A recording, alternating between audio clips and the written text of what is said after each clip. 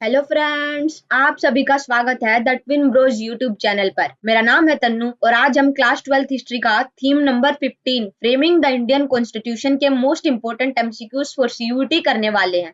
तो चलिए शुरू करते हैं। अब ये जो चैप्टर है, इस चैप्टर से फैक्चुअल क्वेश्चंस बनने की मतलब सबसे ज्यादा प्रोबेबिलिटी है, क्योंकि इससे एज सच कॉन्सेप्चुअल क्वेश्चन नहीं बनते। आपको फैक्ट्स एंड नंबर्स याद रखने होंगे इस पूरे चैप्टर में। और दूसरा पॉइंट, इस चैप्टर में कोटेशन सबसे ज्यादा है, तो आपको अलग अलग पर्सन्स के, फ्रीडम फाइटर्स के नाम याद रखने होंगे कि भाई किसने कौन सा कोटेशन दिया है कॉन्स्टिट्यूशन के ऊपर, सेपरेट इलेक्टोरेट्स के ऊपर और कई अलग अलग चीजों पर। तो यहाँ पर हमारा सबसे पहला क्वेश्चन है। यहाँ पर दो स्टेटमेंट दी गई है और यहाँ पर हमें करेक्ट स्टेटमेंट चूज करनी है। सबसे पहली statement, the Indian constitution was adopted on 26 नवंबर 1949। तो क्या ये सही स्टेटमेंट है? तो ये बिल्कुल सही है। इंडियन कॉन्स्टिट्यूशन को अडॉप्ट किया गया था 26 नवंबर 1949 को, पर फोर्स में कब आया था, एग्जीक्यूट कब कर दिया गया था इंडियन कॉन्स्टिट्यूशन, तो वो है 26 जनवरी 1950। तो यहाँ पर हमारी दोनों स्टेटमेंट बिल्कुल सही हो जाती है। तो हमारा करेक्ट ऑप्शन है option number C. The constitution of India was framed in between. अब वो तो ठीक है कि भाई 26 नवंबर 1949 को अडॉप्ट किया गया और 26 जनवरी 1950 को फोर्स में लाया गया, पर किस पर्टिकुलर टाइम इंटरवल के बीच में हमारा इंडियन कॉन्स्टिट्यूशन बनकर तैयार हुआ। तो इसका करेक्ट ऑप्शन है option number B, December 1946 to December 1949। How many sessions were held in the making of Indian constitution. अब ये तो हम सबको पता है कि दिसंबर 1946 से लेकर दिसंबर 1949 के बीच हमारा भारतीय संविधान बनकर तैयार हुआ। पर क्या 2 साल, ये जो जितना भी टाइम पीरियड है 2 से ढाई साल का, इस बीच हर दिन कॉन्स्टिट्यूएंट असेंबली में मीटिंग हुई कॉन्स्टिट्यूशन के ऊपर? तो ऐसा तो नहीं है। तो कितने सेशंस हुए जिनके अंदर हमारा भारतीय संविधान बनकर तैयार हुआ? इसका करेक्ट आंसर है ऑप्शन नंबर ए, 11। तो इसका आंसर 11 भी हो सकता है, 12 भी हो सकता है, और इन दोनों ऑप्शन में से कोई एक ही ऑप्शन आपको मिलेगा। तो अगर 11 हो तो 11 मार्क कर दीजिएगा, अगर 12 हो तो 12, पर बाकी इसका आंसर 11 ही रहेगा। The total time taken by the makers of Indian Constitution in writing down the Constitution was। अब मतलब आपको एग्जैक्ट ये बताना होगा कि भारतीय संविधान को बनने में कितना टाइम लगा था। तो इसका करेक्ट आंसर है option number D, 2 years 11 months and 18 days। The Great Calcutta killing of Dash began a year of almost continuous rioting across northern and eastern India। अभी एक फैक्चुअल क्वेश्चन है कि ग्रेट कलकत्ता किलिंग कब हुई थी, तो ये आपको सीधा याद रखना होगा। तो इसका करेक्ट आंसर है अगस्त 1946, ऑप्शन नंबर बी। अगला question, name the person who at the midnight of 14 अगस्त 1947। ये वो डेट है जब पाकिस्तान को इंडिपेंडेंस मिल गई थी और उसके एक दिन बाद ही इंडिया को इंडिपेंडेंस मिली थी। तो 14 अगस्त 1947 की मिडनाइट किसने अपनी स्पीच में ये कहा था? कौन सी स्पीच? जो कॉन्स्टिट्यूएंट असेंबली में दी गई थी, जिसकी लाइंस कुछ ऐसी थी, long years ago we made a tryst with destiny. तो सीधा सा क्वेश्चन सीयूटी के अंदर आता है कि ट्रिस्ट विद डेस्टिनी जो ये स्पीच है, ये किसने दी थी? क्या सरदार वल्लभ भाई पटेल ने दी थी, क्या महात्मा गांधी ने दी थी, क्या डॉक्टर बी आर अम्बेडकर ने दी थी, या फिर जवाहरलाल नेहरू? तो महात्मा गांधी तो कभी कॉन्स्टिट्यूएंट असेंबली के मेंबर थे ही नहीं, तो ये तो होगा नहीं। तो इसका करेक्ट आंसर है option number D, Jawaharlal Nehru. अब यहाँ पर अगला क्वेश्चन है असर्शन एंड रीजन। असर्शन है, the members of constituent assembly were not elected on the basis of universal adult franchise या फिर यूनिवर्सल सफराज। अब इनका क्या मतलब होता है? यूनिवर्सल एडल्ट फ्रेंचाइजी का मतलब होता है कि 21 ईयर से अबो जितने भी एडल्ट हैं उनको वोटिंग राइट मिलेगा। तो क्या वोट देकर कॉन्स्टिट्यूएंट असेंबली के मेंबर्स को चुना गया था? तो ऐसा तो बिल्कुल भी नहीं है। क्यों? तो फिर कैसे चुना गया था, उनको चुनाव कैसे हुआ था? तो 1945 से 46 के बीच इनडायरेक्ट प्रोविंशियल इलेक्शंस हुए थे, जिसके बेसिस पे कॉन्स्टिट्यूएंट असेंबली के मेंबर्स को चुना गया था। तो यहाँ पर हमारा असर्शन भी सही है, रीजन भी सही है, and reason is the correct explanation of it. The Dash were unwilling to join the Constituent Assembly as they believed that it was the creation of British। अब इन चारों ऑप्शंस में से, मतलब तीन ऑप्शंस में से आपको उस कम्युनिटी का नाम बताना है जो कॉन्स्टिट्यूएंट असेंबली को ज्वाइन नहीं करना चाहती थी।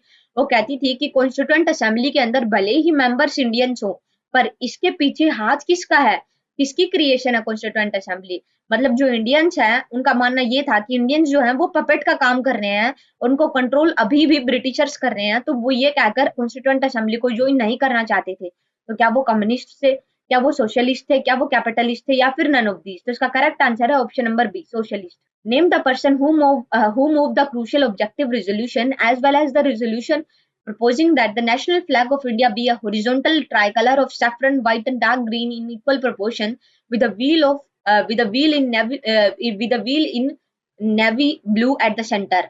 अब यहाँ पर सीधा सा क्वेश्चन ये है कि ऑब्जेक्टिव रिजोल्यूशन किसने पास किया था, plus national flag of India जो है उसके जो ट्राई कलर का जो हॉरिजॉन्टल डिजाइन है वो किसने दिया था। तो क्या वो डॉक्टर राजेंद्र प्रसाद थे, क्या वो डॉक्टर बी आर अम्बेडकर थे, जवाहरलाल नेहरू थे, या फिर महात्मा गांधी। इसका करेक्ट आंसर है option number C, Pandit Jawaharlal Nehru.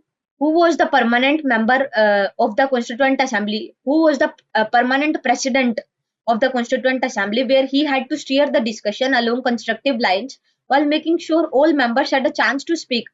अब सीधा सा इस क्वेश्चन में ये पूछा है कि परमानेंट प्रेसिडेंट हमारी कॉन्स्टिट्यूएंट असेंबली संविधान सभा का कौन था। Jawaharlal Nehru, Rajendra Prasad, doctor B R Ambedkar, या फिर सरदार वल्लभ भाई पटेल। इसका करेक्ट आंसर है option number B, Rajendra Prasad. On the advice of whom B.R. Ambedkar was asked at independence to join the Union Cabinet as Law Minister? इन चारों ऑप्शंस में से कौन सा ऐसा इंसान है जिनकी एडवाइस पर बी आर अम्बेडकर ने यूनियन कैबिनेट ज्वाइन किया एज अ लॉ मिनिस्टर? तो क्या वो सरदार वल्लभ भाई पटेल थे, क्या वो गोपाल कृष्ण गोखले थे, क्या वो जवाहरलाल नेहरू थे, या फिर महात्मा गांधी? तो इसका करेक्ट आंसर है option number D, Mahatma Gandhi. Name the person who was the legal और constitutional adviser to the government of India who prepared a series of background papers based on the close study of constitution of different countries। अब हम सबको पता है कि भारतीय संविधान जो है वो 60 अलग अलग कंट्रीज के संविधान को देखकर बनाया गया है।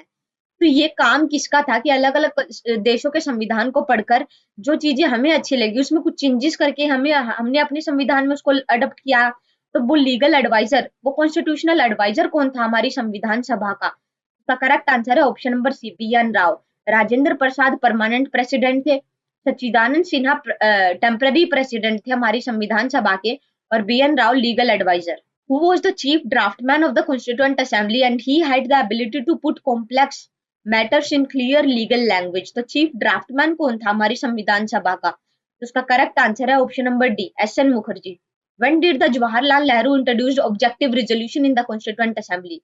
अब यहाँ पर एग्जैक्ट डेट पूछी गई है जिस टाइम पर ऑब्जेक्टिव रिजोल्यूशन पास किया गया था अब संविधान सभा के अंदर जवाहरलाल नेहरू द्वारा। तो इसका करेक्ट आंसर है option number C, 13th of December 1946। Which revolution took place around 150 years ago in the world about which Jawaharlal Nehru was talking about? तो जवाहरलाल नेहरू अपनी स्पीच के अंदर कौन से ऐसे रिवोल्यूशन की बात करते हैं जो आज से 150 साल पहले हुआ था? तो क्या वो रशियन रिवोल्यूशन है? तो अगर आपको थोड़ा बहुत अंदाजा है तो रशियन रिवोल्यूशन आज से 150 साल पहले तो नहीं हुआ। रशियन रिवोल्यूशन या फिर सोशलिस्ट रिवोल्यूशन जिसको व्लादिमीर लेनिन ने किया था वो तो 1917 से 18 के बीच हुआ था। तो क्या वो इंडस्ट्रियल रिवोल्यूशन है? इंडस्ट्रियल रिवोल्यूशन तो मिड 18th सेंचुरी में हुआ है, तो ये भी नहीं है। तो उसका करेक्ट आंसर है French revolution. Name the city where the people when denied to have a room for the constituent assembly then they took their oath in the tennis court. अब आपको उस सिटी का नाम बताना है वहां के लोग जब कॉन्स्टिट्यूएंट असेंबली की डिमांड करते हुए एक रूम चाहते थे कि हमें कम से कम एक रूम तो दो जो हम कॉन्स्टिट्यूएंट असेंबली हमारी बना सके जहां पर, तो वो भी उनको अलॉट नहीं किया गया और उन्होंने जो अपनी कॉन्स्टिट्यूएंट असेंबली या फिर कॉन्स्टिट्यूशन की ओथ थी प्रोटेस्ट में टेनिस कोर्ट के अंदर ली। तो वो कौन सी सिटी है? क्या वो बर्लिन है जर्मनी की कैपिटल, क्या वो पोलैंड की कैपिटल वॉर्सो है, या वो फ्रांस की कैपिटल पेरिस है, या फिर इटली की कैपिटल रोम है? इसका करेक्ट आंसर है option number C, Paris. Name the person who saw the dark hand of British imperialism hanging over the deliberations of the Constituent Assembly। इन चार options में से वो कौन सा ऐसा इंसान है जिसको ऐसा लगता था कि संविधान सभा भले ही भारतीयों द्वारा बनाई गई है पर कहीं ना कहीं इसके पीछे अभी भी डार्क हैंड है ब्रिटिश इंपेरियलिज्म का? तो क्या वो बी पोकर बहादुर है, क्या वो आर वी धुलेकर है, क्या वो सोमनाथ लाहिरी है, या फिर गोविंद बल्लभ पंत? तो उसका करेक्ट आंसर है option number C, Somnath Lahiri. Name the person who campaign for a reform of Hinduism he wanted religions to become more just। अब यहाँ से आप ऑप्शन देके बड़े ही आसानी से एलिमिनेट कर सकते हैं कि इन चारों में से वो कौन सा ऐसा पर्सन जिसने कैंपेन किया for a reform in Hinduism. तो क्या वो ज्योतिबा फुले है, क्या वो आर वी धुलेकर है, या स्वामी विवेकानंद, या फिर गोविंद बल्लभ पंत? तो इसका करेक्ट आंसर है option number C, Swami Vivekananda, जो आगे चलकर रामकृष्ण मिशन से भी जुड़े। Name the person who pointed out that the suffering of depressed caste और communist and socialist organised workers and peasants. अब suffering of the depressed caste and class, depressed class के लिए किसने काम किया था? Jyotiba Phule, R V Dhulekar, Swami Vivekananda, Govind Ballabh Pant? तो इसका करेक्ट आंसर है option number A, Jyotiba Phule. When elections were held in 1937 under the Government of India Act 1931, 1935, then the Congress came to power in how many provinces? जब 1937 के प्रोविंशियल इलेक्शन हुए थे, इसके आधार पर गवर्नमेंट ऑफ इंडिया 1935 में, तो कांग्रेस ने कितने प्रोविंसेस में अपनी पावर जमाई थी? 6, 7, 8 या फिर 9? तो इसका करेक्ट आंसर है option number C, 8।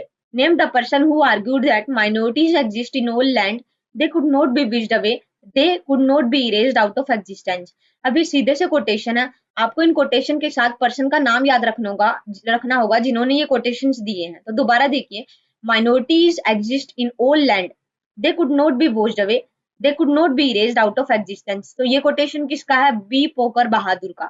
Who said that the separate electorates was a poison that has entered the body politic of our country? Separate electorates को पॉइजन के साथ किसने कंपेयर किया है? तो क्या वो आरवी धुलेकर है, बी पोकर बहादुर है, गोविंद वल्लभ पंत है या फिर सरदार पटेल? तो उसका करेक्ट आंसर है option number D, Sardar Vallabhbhai Patel. Who said that the English played their game under the cover of safeguards?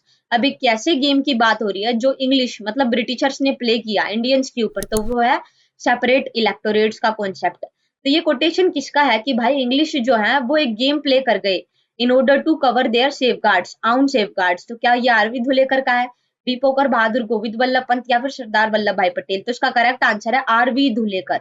Who said that the British element is gone but they left the mischief behind? अब ये quotation किसका है कि Britishers तो चले गए पर वो मिस्चीफ जो है वो छोड़कर चले गए भारत के अंदर। तो अब ये मिस्चीफ क्या है? वो है सेपरेट इलेक्टोरेट अगेन। तो ये कोटेशन किसका है? तो ये है सरदार वल्लभ भाई पटेल। अच्छा, Pant oppose the idea of separate electorate as in his opinion it was a suicidal demand. अब पंत गोविंद वल्लभ पंत जो है सेपरेट इलेक्टोरेट के कॉन्सेप्ट को सुसाइडल डिमांड बताते हैं, और वो रीजन क्या देते हैं ये कहते हुए? वो कहते हैं कि it would permanently isolate the minorities and make them vulnerable and deprive them of any effective say। अब गोविंद वल्लभ पंत जो है वो कहते हैं कि सेपरेट इलेक्टोरेट का ये जो नोशन है वो सुसाइडल डिमांड है कि मान लीजिए अगर हमने किसी पर्टिकुलर कम्युनिटी को सेपरेट इलेक्टोरेट जो है वो दे दिए, तो उनकी डेजिग्नेटेड कॉन्स्टिट्यूएंसी में अपनी रिप्रेजेंटेटिव को उनकी कम्युनिटी ही चुनेगी, तो उससे एक तरह से वो आइसोलेट हो जाएंगे और उनकी डेवलपमेंट भी जो है वो लिमिटेड हो जाएगी। तो यहाँ पर हमारे असर्शन भी सही है, रीजन भी सही है, and reason is the correct explanation of it. Who said that there is the unwholesome habit of thinking always in terms of communities and never in terms of citizen?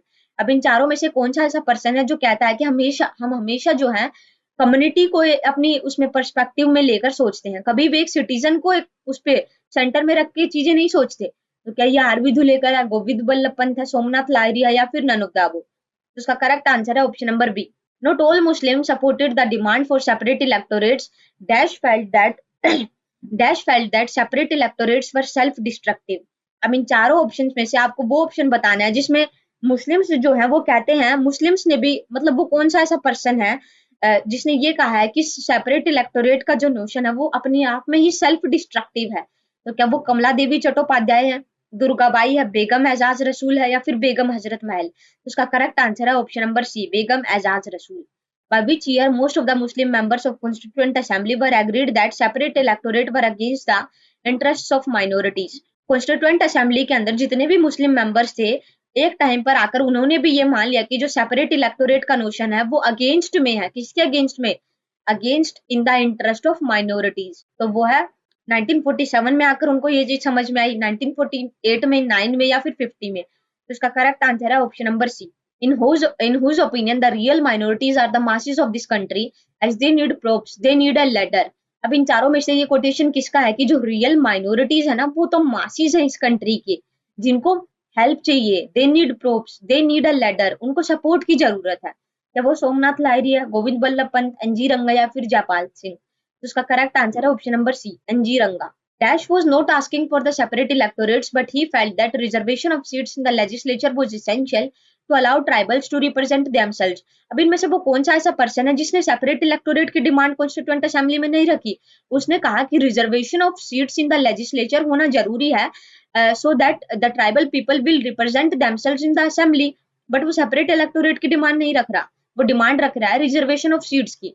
तो वो कौन है? तो वो है Jaipal Singh. Name the person from Bombay who demanded justice for women, not reservation of seats or separate electorate। अब इन चारों option में से वो पर्सन कौन है जो ना तो रिजर्वेशन ऑफ सीट्स की डिमांड रखता है, ना ही सेपरेट इलेक्टोरेट्स की फॉर विमेन, बट वो डिमांड रखता है जस्टिस की? तो क्या वो ज्योतिबा फुले हैं, क्या वो के संथानम है, हंसा मेहता है या फिर नन ऑफ दीज? तो उसका करेक्ट आंसर है option number C, Which article of the Indian Constitution gave center the power to take over a state administration on the recommendation of governor? अब इन चारों ऑप्शन में से वो कौन सा ऐसा आर्टिकल है जो गवर्नर की रिकमेंडेशन पे स्टेट एडमिनिस्ट्रेशन को ये अथॉरिटी देता है कि वो भारतीय संविधान को फॉलो करते हुए स्टेट के ऊपर जो कंट्रोल है वो सेंटर का होगा। एक तरह से प्रेसिडेंट्स रूल पूछ रहा है कि किस आर्टिकल के तहत हम प्रेसिडेंट्स रूल लगाते हैं। तो क्या वो आर्टिकल 352 है? हमें पता है कि आर्टिकल 352 के तहत तो नेशनल इमरजेंसी लगती है। क्या वो आर्टिकल 360 है? आर्टिकल 360 के तहत तो फाइनेंशियल इमरजेंसी लगती है। तो इसका करेक्ट आंसर है option number B, article 356। Who argued that there is almost an obsession that by adding all kinds of powers to the center we can make it strong? अब सीधा सा concept है, इसमें पूछ रहा है कि संविधान सभा के अंदर अब एक डिबेट चल रही थी कि सेंट्रलाइज्ड स्टेट बनाई जाए या फिर फेडरल। तो वो कौन सा इन चारों ऑप्शन में से वो कौन सा ऐसा पर्सन है जो कहता है कि स्ट्रॉन्ग सेंटर होना जरूरी है इन ऑर्डर टू रूल या फिर in order to control India? ठीक है, तो क्या वो जे नागप्पा है, क्या के संथानम है, या फिर अंजीरंगा, या फिर नन ऑफ दीज? उसका करेक्ट आंसर है यहाँ पर जस्ट सेकंड, तो इसका करेक्ट आंसर है के संथानम। उसने कहा है, अब ध्यान से समझिए, स्ट्रॉन्ग सेंटर को सपोर्ट किया था बी आर अम्बेडकर ने, आगे हम देखेंगे कि चट्टोपाध्याय ने। पर यहाँ पर इसको एक मिसकंसेप्शन बताया गया है कि स्ट्रॉन्ग सेंटर हो, अगर स्ट्रॉन्ग सेंटर होगा, हम क्या सोच रहे हैं, हम मतलब संविधान सभा के निर्माता, उनमें से कईयों का मानना ये था कि भारत को अब एक स्ट्रॉन्ग सेंट्रलाइज्ड स्टेट बनाया जाए जिससे अच्छी तरह से इंडिया जो है वो अच्छी तरह से रन कर पाएगा। पर के संथानम ने कहा कि अगर इतनी बड़ी कंट्री को सेंट्रलाइज्ड बना दिया तो वो कभी भी ढंग से फंक्शन नहीं कर पाएगी, वो कभी भी डेमोक्रेटिक नहीं रह पाएगी, वो कभी भी सेकुलर नहीं रह पाएगी। तो इसको मिसकंसेप्शन बताया था के संथानम ने। ठीक है, बी आर अम्बेडकर ने सेंट्रलाइज्ड बताया था, वो हम आगे देखेंगे। पर अभी आप इसको क्लियरली दिमाग में रखिएगा कि के संथानम ने सेंट्रलाइज्ड स्टेट सिस्टम को मिसकंसेप्शन बताया था। अगला question, who said that he wanted a strong unified centre much stronger than the centre we had under the government of India act 1935? Sardar Patel, Alladi Krishnaswami Ayyar, B R Ambedkar, या फिर D none of these? अभी मैंने इसका answer बताया कि strong unified centre होना चाहिए, ये किसने सपोर्ट किया था? तो इसका करेक्ट आंसर है option number C, B R Ambedkar. अब यहाँ पर आपको करेक्ट ऑप्शन ढूंढना है इन दोनों ऑप्शंस में से। पहली statement, Gopalaswami Ayyangar declared that the centre should be made as strong as possible. अब आपको ये याद रखना होगा कि गोपाल स्वामी अय्यर ने स्ट्रॉन्ग सेंटर की डिमांड रखी थी और ये बिल्कुल सही है।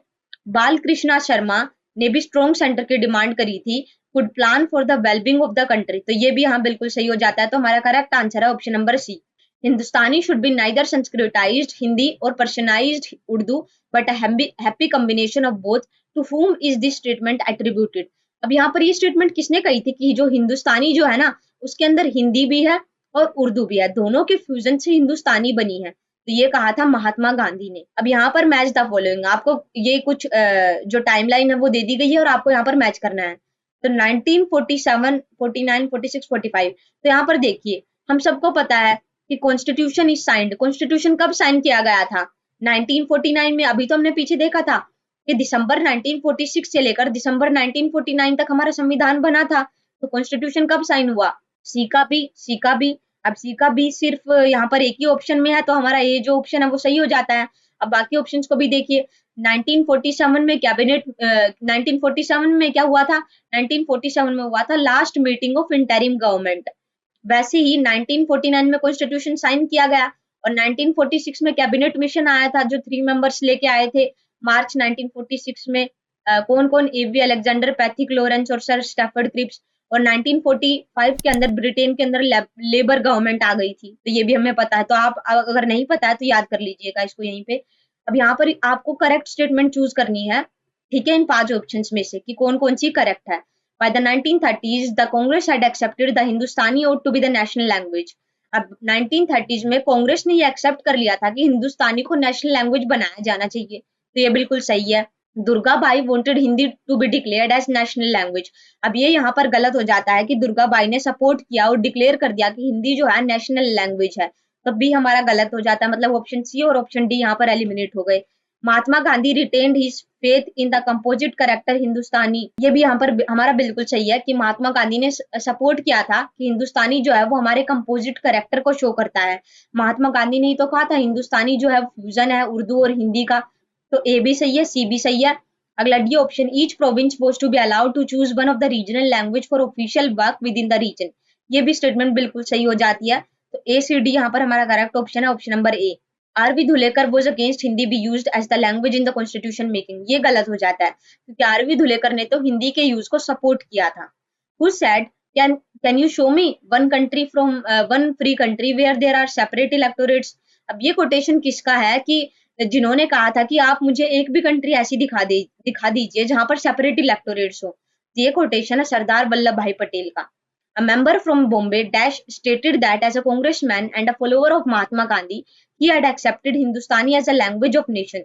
तो वो कौन है? तो ये फैक्चुअल क्वेश्चन है, तो वो है option number B, Shri Shankar Rao Deo, who said that we were suppressed for thousands of years to such an extent that neither our minds nor our bodies and now even our heads work nor are we able to march forward. अब ये quotation किसका है? तो ये भी आपको याद रखना होगा। तो यहाँ पर हमारा करेक्ट ऑप्शन है option number C, K G. Khandekar. Name the person who said that we want removal of her social abilities. अब ये कोटेशन किसका है कि we want removal of her social disabilities. यहाँ पर हमारा करेक्ट ऑप्शन है option number A, Dakshayani Velayudhan. The Government of India Act 1918 was also known as which of the following? अब गवर्नमेंट ऑफ इंडिया एक्ट का दूसरा नाम क्या है? तो ये भी फैक्चुअल क्वेश्चन है, तो इसका करेक्ट आंसर है option number B, Montagu Chelmsford reforms. During the national movement, who demanded separate electorate for the depressed caste and Mahatma Gandhi had opposed it, arguing that this would permanently segregate them from the rest of society. अब national movement के time पे separate electorate की demand Gandhi ji के सामने इनमें से किसने रखी थी? जिसको गांधी जी ने अपोज किया था, ये कह के कि अगर कम्युनिटी को इस किसी कम्युनिटी को सेपरेट इलेक्टोरेट दे दिया तो वो परमानेंटली सेग्रीगेट आइसोलेट हो जाएगी हमेशा के लिए। तो क्या वो ये डिमांड किसने रखी थी गांधी जी के सामने कि डिप्रेस्ड क्लासेस को सेपरेट इलेक्टोरेट्स देने चाहिए? तो इसका करेक्ट आंसर है option number D, B R Ambedkar. Who was the chairperson of drafting committee in the Constituent Assembly? सबको पता है, option number C, B R Ambedkar. How many lists were there in the draft Constitution of India? तो draft constitution के अंदर कितनी लिस्टें बताई गई थी? तो यहाँ पर हमारा करेक्ट आंसर है option number D, all of these, union list, state list और कंकरेंट लिस्ट। अब कंकरेंट लिस्ट में जो सब्जेक्ट आते हैं ना, उस पर दोनों ही लॉज बना सकते हैं, यूनियन भी स्टेट भी, पर जो डोमिनेंस है ना वो यूनियन, हमेशा यूनियन का रहेगा। अगला question, assertion, the states could लेवाई and collect certain taxes on their own. अब स्टेट लिस्ट के अंदर कुछ सब्जेक्ट होंगे तो उसके हिसाब से स्टेट का जो मेन काम है वो क्या है? The states could लेवाई and collect certain taxes on their own. अब स्टेट के पास इतनी अथॉरिटी है कि वो कई सब्जेक्ट, कई चीजों के ऊपर टैक्स लगाएगी और खुद ही उसको कलेक्ट करेगी। अब इसका रीजन क्या दिया है? These included land and property taxes, sales tax and profitable tax on liquor बोतल। अब इन सब चीजों पे, जैसे लैंड के ऊपर, प्रॉपर्टी के ऊपर, सेल्स के ऊपर, लिकर के ऊपर, उन सब पर टैक्स लेने का अधिकार भी स्टेट का है। तो यहाँ पर हमारा असर्शन भी सही है, रीजन भी सही है, and reason is the correct explanation of A. Dash from Madras emphasized that whatever was done had to be done with caution. The cause of Hindi could not be helped if it was pushed too aggressively. ये quotation किसका है कि Dash from Madras emphasized that whatever was done should be done with caution. The cause of Hindi could not be helped. इसमें ये जो person है वो कह रहे हैं कि हाँ, हिंदी जो है उसको अडॉप्ट करना ये तो ठीक है, पर हिंदी को कभी भी फोर्सफुली या फिर फोर्सफुली लोगों के ऊपर, मतलब वो मत करो, लोगों को फोर्स मत करो कि तुम्हें हिंदी ही बोलनी है। अगर ऐसा कुछ होने लगा तो जो चीजें हैं वो उल्टी पड़ जाएगी। तो ये किसने कहा? के.जी. खांडेकर, एस निगालिंगप्पा, टी.ए. रामलिंगम चेट्टियार या फिर डी एन.जी. रंगा। तो इसका करेक्ट आंसर है option number C. The most important feature of our constitution was to grant universal adult franchise, पहली स्टेटमेंट। दूसरी, and the second feature of the constitution was its emphasise on secularism. अब यहाँ पर आपको correct statement choose करनी है, तो यहाँ पर दोनों ही स्टेटमेंट सही है। हमें कॉमन सेंस से भी पता चल रहा है भारतीय संविधान का जो मेन हिस्सा है ना, इंपॉर्टेंट फीचर, वो है यूनिवर्सल एडल्ट फ्रेंचाइजी। मतलब अगर कोई इंसान स्टार्टिंग में क्या था कि 21 प्लस अगर कोई एडल्ट है तो उसको वोटिंग राइट होगा, वोट देने का अधिकार होगा, राइट टू वोट। और अब यूनिवर्सल एडल्ट फ्रेंचाइजी का मतलब क्या है? 18 प्लस कोई एडल्ट है तो उसको वोट देने का अधिकार होगा। तो ये हमारे संविधान का इंपॉर्टेंट फीचर है। वैसे ही दूसरा जो फीचर है वो है कॉन्सेप्ट ऑफ सेकुलरिज्म। तो यहाँ पर हमारी दोनों ही स्टेटमेंट सही हो जाती है, so option number C is correct. तो ये थी आज की हमारी video. If you like the video please hit the like button, subscribe to our channel and also share this video. Thank you.